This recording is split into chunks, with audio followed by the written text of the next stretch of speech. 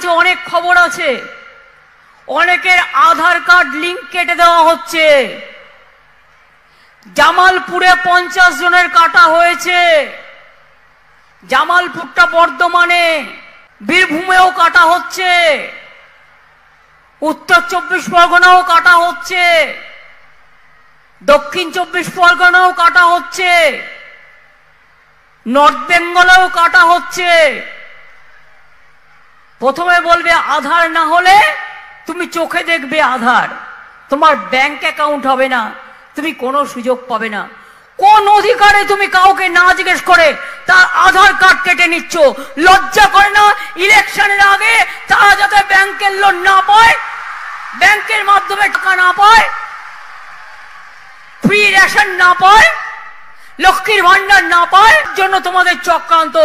আমি পরিষ্কার বলে যাচ্ছি, আমার চিফ সেক্রেটারি সহ অন্যান্যরা এখানে আছেন, আধার কার্ড, নো আধার কার্ড, আমাদের কোন স্কিম বন্ধ হবে না। আমরা আমাদের কার্ডের মাধ্যমে আমরা স্টেট গভর্নমেন্ট চালিয়ে যাব। আর যে কাজটি দিল্লি করছে ওদের থোকা মুখ ভোতা করে দেবো। প্রথমে বলবে আধার কার্ড করো, নালে স্কুলে ভর্তি হতে পারবে না, 1000 টাকা দাও। কেন দেবে? রেশন কার্ড করবে, স্মার্ট কার্ড করবে, আধার কার্ড করবে, কোভিড কার্ড করবে, জন্ম মৃত্যুর কার্ড করবে। কার্ডগুলো কি গলায় মালা করে রাখবে? আর তারপরে কার্ডগুলো আবার বুঝুন কাউকে না জিজ্ঞেস করে অসংখ্য কার্ড বাতিল করে দেওয়া হয়েছে। আমি বাংলার মানুষকে বলতে পারি, ভয় পাবেন না, আমি আছি। বাংলায় একটি স্কিমকেও আমি আধার কার্ডের সাথে সংযুক্ত করতে দেব না, সেরকম হলে যদি দেখি আধার কার্ড নিয়ে ওদের কোনো ছলনা আছে।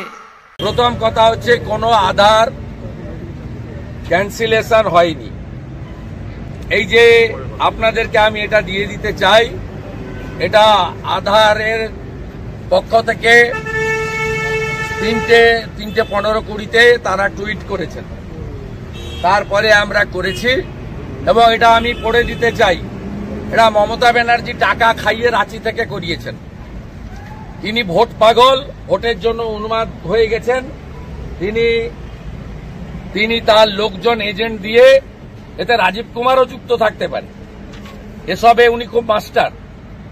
আমি যেটা করেছে দেখুন, unique identification authority of India, Bharat সরকার, তারা বলছে আধার as the most commonly used digital identity is used to avail of numerous subsidies, benefit and services.